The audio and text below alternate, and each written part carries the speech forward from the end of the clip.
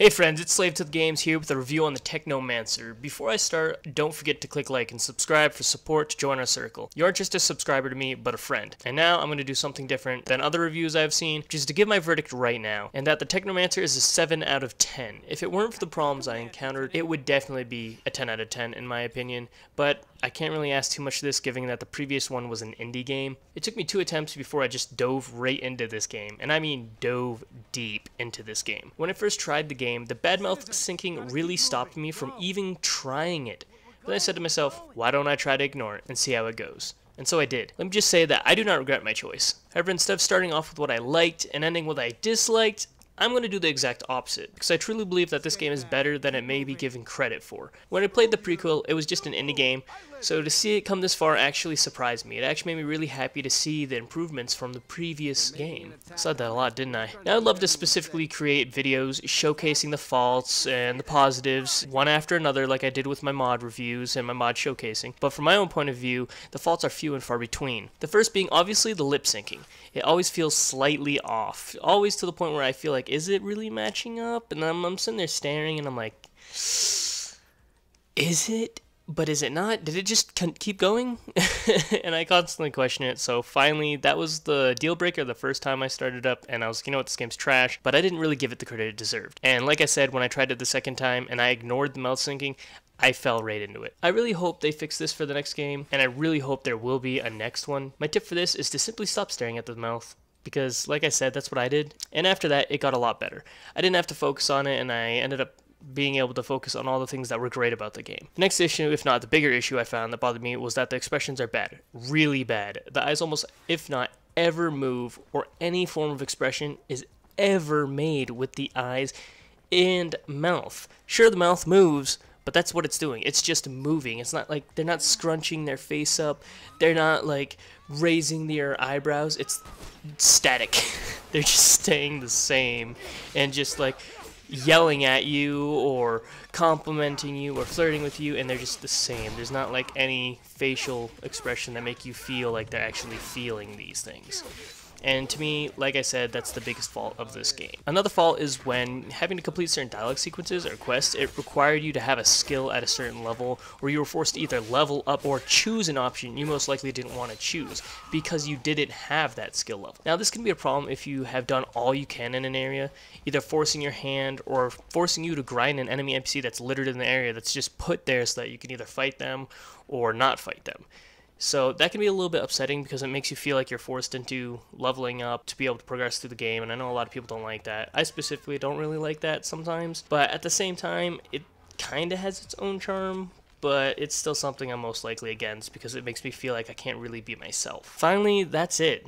That is the problems I could take off the top of my head without fabricating other things or specifically trying to tear it apart and go straight into the game and pick each and every little thing that could even be considered a problem just to make the game look like it has more faults than it really should be given attention to. Now into my favorite section, what I loved about the game, and that's everything else but I just listed. Even with the voice acting not being perfect, it still was the best part of the dialogue, aside from being able to make your own choices. And the choices always impacted how a character thought of you, how the citizens thought of you, and the different factions. I won't go into any more detail than this, giving as if you compare it to the Mass Effect series or the Dragon Age series in terms of actions and consequences, you'll already have a pretty good understanding of how this works. It's actually extremely similar to that, maybe if not slightly better in the fact that it seems like it actually has an impact other than just telling you it has an impact. The combat skills, perks, and inventory are all very basic. However, with the perks and skills being this way, it is super easy to make your character how you want.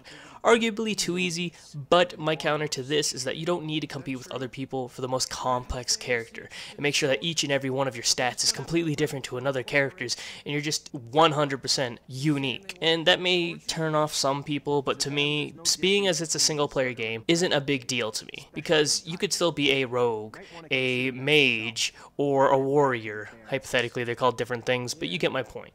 You could be these 3 things and then center on different skills in those, or you can try to be a jack of all trades. The quests in the game feel varied, like they're not the exact same thing. So you're not going to do a quest, at least in my opinion. I didn't feel like I did a quest and then did another quest and felt like they were the same thing. And there wasn't a lot of quests, in my opinion, where I felt that I was just constantly going from A to B and then B to A. The only thing that slowed me down was when I did side quests. And that's the really stickler for me, because when you do the side quests, you do run across them, like you run past the person that you talked to start it, and you can talk to them, but it never really feels like you walked into an area and then all of a sudden a side quest started up. Like, you had to mainly initiate the quest by talking to the person, and that in itself kind of took me out of the immersion, not directly me thinking that I'm immersed, but the world itself. It made me feel like I was tearing myself away from it, which could be considered as a negative, but at the same point, you could argue that if you wanted to do the side quest, you'd have to be interested in it. So if you did the side quest, you were interested in it. So that just meant that me playing it as myself, if I didn't want to do the side quest, I wasn't interested in it, so I was still playing myself, which could have a negative impact or effect on the game, and maybe it did, maybe it didn't. Either way, when I did do the side quests, I liked them. It wasn't, like I said, just a simple thing of go here, come back here. It was save this person who was a prostitute because she wanted to make money and leave her mom, bring her back to her mom, but then when you did that, it didn't just end. Then you got to decide, should you take her back because of the circumstances? And when you brought her back, should you talk more to the mom? But I'm not going to go too much in depth about the quest, so you can find out yourself if you do play it. But either way, the point is it always felt like you had a choice, and it always felt like your choices mattered, whether it was a side quest or main quest. Another thing that I liked about the quest is that depending on how you play a character, unless you're being a completionist, you can't do every quest without breaking your character's alignment. For example, if you want to be completely good or completely bad, you can do most quests, but then there's ones that kind of strictly tie you to one end. And I'm not going to ruin them for you. I'm sure you'll find them if you play the game, and you'll know what I mean. There was multiple times where I'd sit there and they'd be like, hey, go do this quest. I'm like, that's not something I do. So I'd leave. And I think that, like, maybe I get forced into it, but I didn't get forced into it, and that made me feel great, because I could just decide to not partake in that and continue on. And sure, the completionist part of me was like, oh, but you didn't complete every quest. I still stayed true to my character and continued on with the story and still enjoyed it. The next thing I loved was the characters. Surprisingly, this was the first game where I actually care about the side character. Not only so much, but so fast. I will not say who it is because you should experience this yourself, but let me just say, even if I did not like a certain someone, or did not like another someone, specifically another someone, they felt like their own person. Not just a mindless drone that followed you blindly without voicing their opinion. And not just voicing their opinion, they would take action on it. And I'm not going to say what actions, because I want that to be a surprise, because trust me, it feels good. Or bad. Finally, the story and lore. I personally love the origins of the Technomancer and the lore of how this world has come to be. I didn't really play the first one a lot, so it could have been touched over in that more, I don't know. I really played this one more than I did the first. I jumped in the first, didn't really like it. Second one I played, and I love this one. So the lore of how the world came into be is something that I find, like I guess you could say, pretty much how this whole review is unique. And that is what matters when I go into a game for the first time. I want to feel like I haven't played this before, or when I am not constantly comparing it to another, like, well, this other game did this better, or this game did this part worse. When I focused on this game, I sat there and I played for 6 hours straight before realizing that I just played it for 6 hours straight. Last but not least, that we'll go over in this review is the combat. And to be precise, I mean how it looks and handles. It's super basic. Press this button, this happens. Press that button, that happens. However, it looks great.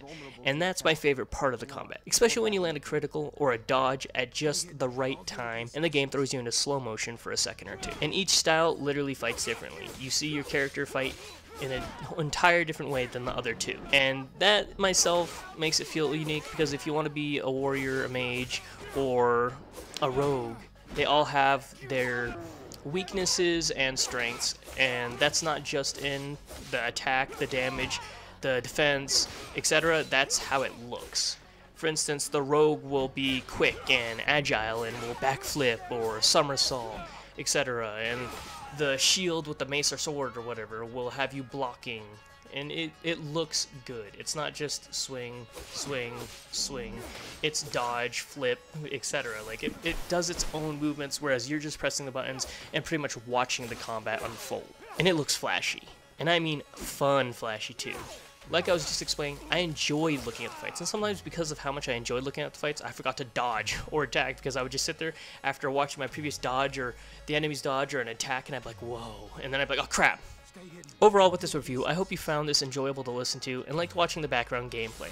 I definitely didn't choose all of the gameplay to fit with everything I was saying, just because I wanted to just kind of cut different parts of the game at different time periods and show you what was going on. If you want to go in and find out more. I'm hoping that this review either convinces you to do it, or you are now interested in it because of what I've explained to you. I'm going to tell you that even though there are others who would disagree with me or agree with me, you should definitely check it out yourself to see if you like it.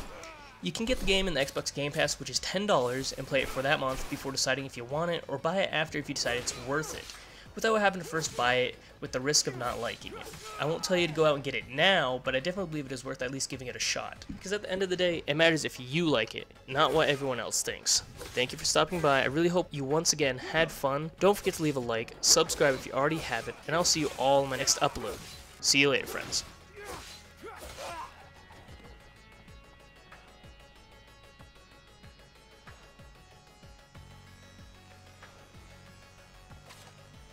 Stay hidden. I'll deal with the assassins.